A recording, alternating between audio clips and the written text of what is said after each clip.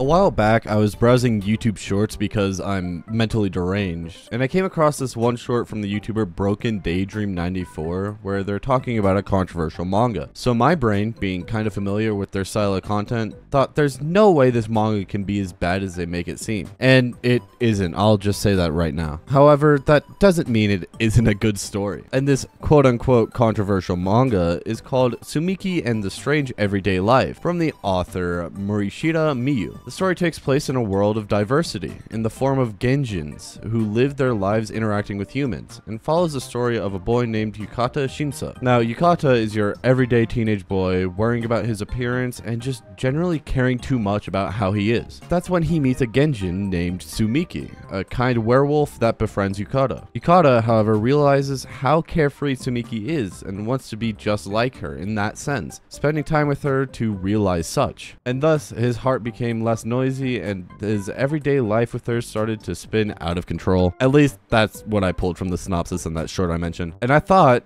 what better manga to make a series out of on the channel? So with that being said, welcome to episode 1 of this series where I talk about this manga. And if you want to keep up and do your reading for this month, we'll be talking about chapter 1 for today, and it'll be a few chapters each month because it's a longer manga and chapter 1 is 60 pages. However, this will only be a series if y'all want it to be, so let me know in the comments or by liking the video. Without further ado, let's get right into it. People, but not people. A thing of legends has come true. As both a werewolf girl and human boy, a diverse pair, weave a new normal into the tapestry of youth. I wish I came up with those words myself, but no, that's the authors giving us background for this manga. Because all of this started with a video of people not being people, which steadily grew into a hot topic, where they were started to be called genjins. And now, in an age of diversity, they slowly became familiar and were integrated into society, schools being no exception. And the school where our main protagonist, Yukata Shinso, is enrolled at,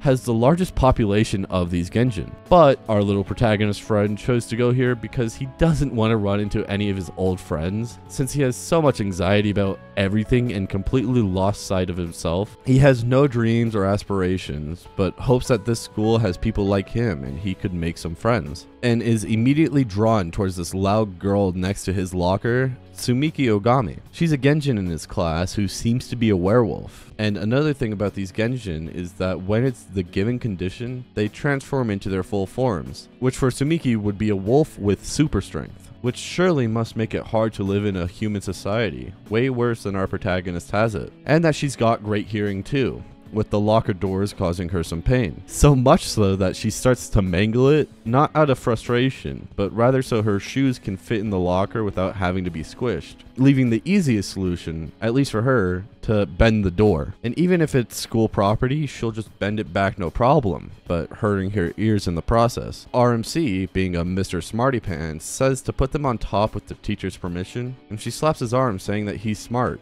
which makes him freeze up. Going back to the super strength thing though, she says that she can control it and thanks him for letting her know, though he realizes something and calls for her to hit him again, unsure about his decision, but goes on explaining that he's sensitive about people touching him and panicked, saying it's not that she's a genjin but wants to prove it. So she slaps him, saying that she doesn't care about that and there's always those people, but she gets it. And they introduce themselves to each other and that she'll see him in class, with Tsumiki being the first genjin he's actually talked to. And he thinks about all that stuff, like her hearing and strength being true, but on top of that being super friendly while leaving her MC with a stinging arm. It cuts us sometime later with her putting her shoes on top, and a bit of what we just saw. But we also learn she's super popular, with people always being around her and even having a gallery of admirers, which just imagining it hurts Yukata's stomach. He takes a seat beside her, overhearing the conversations about her shoes and how there aren't any shoes in her size, with that being just under a foot, which makes sense why she couldn't fit it in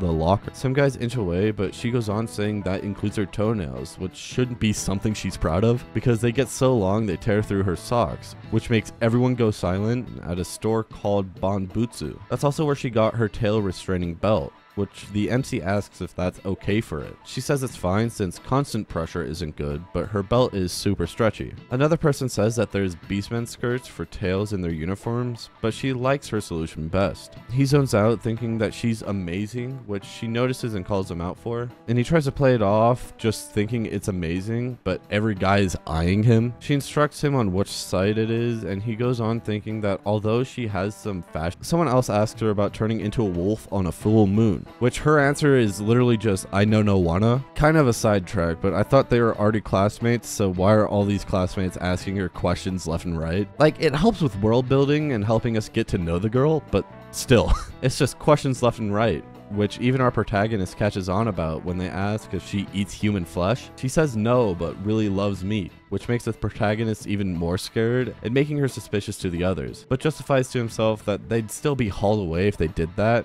realizing he said it out loud but gets a smile from her. Those classmates, however, justify their questions saying they did a bunch of digging and found some stuff which they want to prove. One of those being the full moon myth, which makes her scoot her chair back and of course howls at it, making everyone look at her and her getting all embarrassed, saying that she'll howl if she gets surprise attacked and that she'll howl when she sees a full moon. And rumors have spread to other classes, enough so that kids from other classes want her contact info, and some other dude says that he'll add the MC to the group too. She gets up to go get some food and decides to swallow herself when some guy decides to block the door, who's apparently really good looking given that he's being followed by a bunch of girls with hard eyes. It's a vampire Genjin asking for her contact info, which some of the classmates start talking about, with her just not seeming interested, though his ego is so inflated that he thinks it's a rare opportunity for her and gets rejected, making all the guys air fist or something. I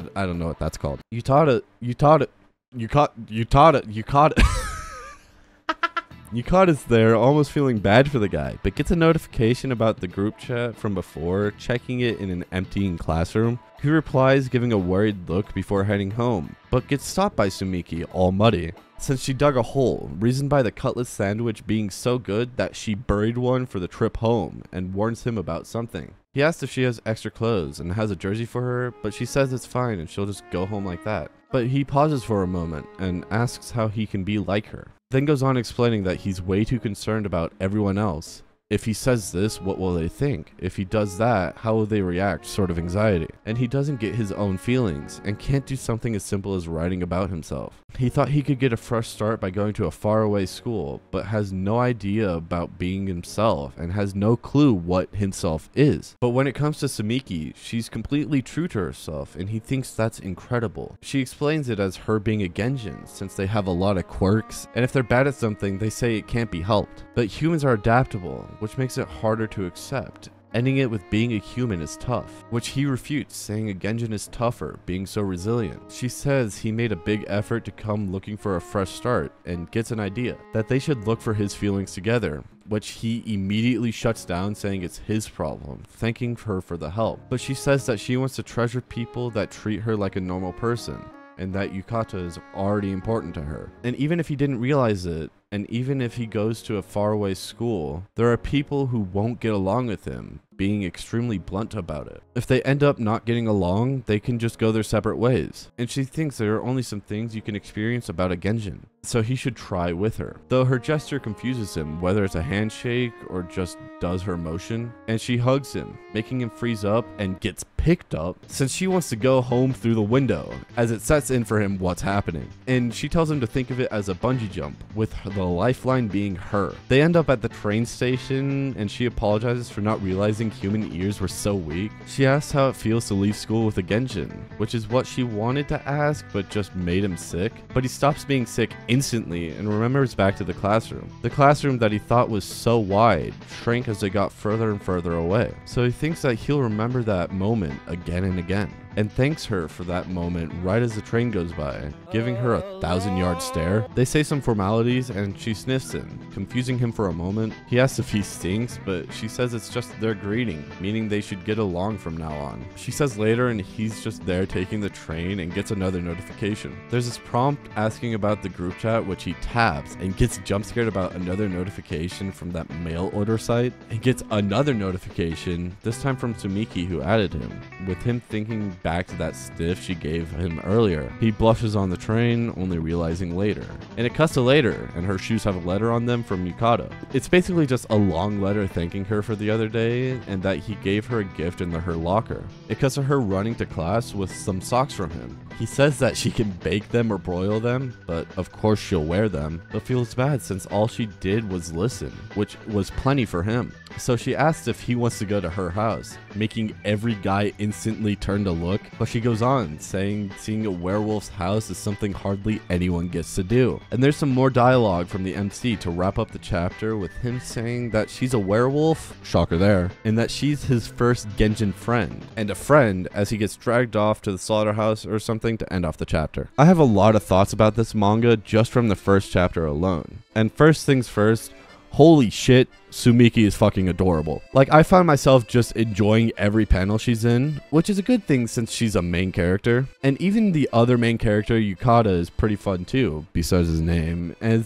he's just another introverted guy who gets in way too over his head. The way the author handled both these characters is amazing, and they're also really well drawn out too, which I will get into right now. Don't even get me started on the art, holy! It's just so fucking good, man. Each new panel just kept surprising me with how visually stunning it is, especially the shot where they jump out of the building, and even the last page with the shot of Sumiki. The artist definitely did a lot and really worked hard on it, which I can always appreciate. The story isn't anything too special, and honestly reminds me a lot of My Dress Up Darling, with the setup almost being too similar. Introverted character helps out popular girl, and the two end up becoming friends and possibly even more. However, that doesn't mean I didn't like it, and the little twist of it being a werewolf is really creative and I think could set up for some funny and creative bits later on. The pacing was very slow, however, and that could just be how this is a first chapter and it's setting up for the rest of the story. But it's also a rom-com, so of course it's gonna be slow. However,